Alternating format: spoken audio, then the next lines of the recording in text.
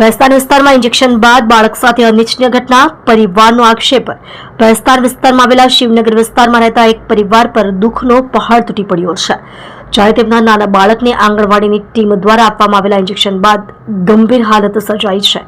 પરિવારજનોના જણાવ્યા અનુસાર કેટલાક દિવસો પહેલા આંગણવાડીમાંથી કેટલાક કર્મચારીઓ ઘરે આવ્યા હતા અને બાળકને ઇન્જેક્શન આપ્યું હતું। ઇન્જેક્શન આપ્યા બાદ બાળક ન તો ઊભું રહી શકે છે, ના તો બેસી શકે છે, તેની ચાલવાની ક્ષમતા પણ ખોવાઈ ગઈ છે।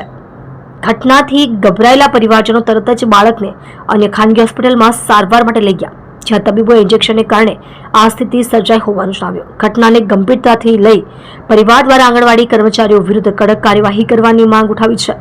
હવે મોટો સવાલ એ છે કે આરોગ્ય સાથે જોડાયેલી આવી બેદરકારી માટે જવાબદાર કોણ, અને શું આવી ઘટનાઓ પુનરાવર્તિત ન થાય એ માટે તંત્ર સજાગ બનશે? મારું નામ વિક્કી વામરે છે।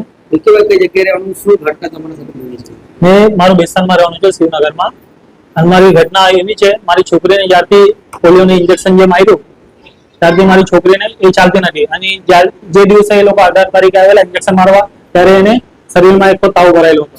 તો મારી વાઈફે એને કીધું કે અત્યારે નહીં મારે, તો એ લોકો જબરદસ્તી ઇન્જેક્શન મારવા લઈ ગયા। તમને કેવી રીતના ખબર કે પોલિયોના ઇન્જેક્શન મારવાથી મારી છોકરી ચાલતી નથી? મેં ડોક્ટર પાસે ગયેલો, મારી છોકરીને જે દિવસ ઇન્જેક્શન માર્યું એ દિવસ 5 વાગે મેં હોસ્પિટલ લઈ ગઈ મારી છોકરીને।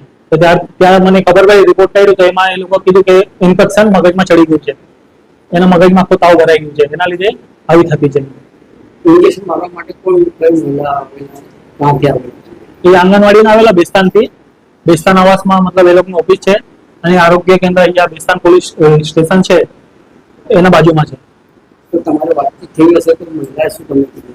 મેં મહિલાથી વાત કરી તો એ મહિલાએ કીધું મને કે ભાઈ મતલબ ઇન્જેક્શન ના લીધે આ નહીં થયું। એમ કે મેં કીધું ભાઈ તમારા લીધે થયું, તો એ ના પાડતી હતી કે તમારે જે થાય એ કરી લો, એમ કે ન્યૂઝમાં આપવાનો ન્યૂઝમાં આપી દો, ત્યાં પોલીસ સ્ટેશનમાં કઈ કમ્પ્લેન કરો તો કમ્પ્લેન કરી દો। મહિલાનું નામ શું હતું અને શું કરવાનું છે?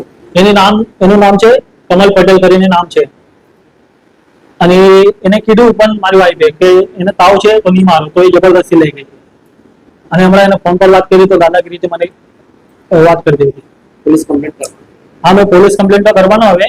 જે મારા બેસ્તાન પોલીસ સ્ટેશનના જે પીઆઈ અધિકારી છે એમને રિક્વેસ્ટ છે કે મારી છોકરીને જે પેલા જે આપણા જે અધિકારી છે આંગણવાડીના, જે મહિલા છે, તો એ લોકોને કાઢી મૂકીને કઈ બીજા સ્ટાફ, સારા સ્ટાફ લાવો જે બનેલા હોય।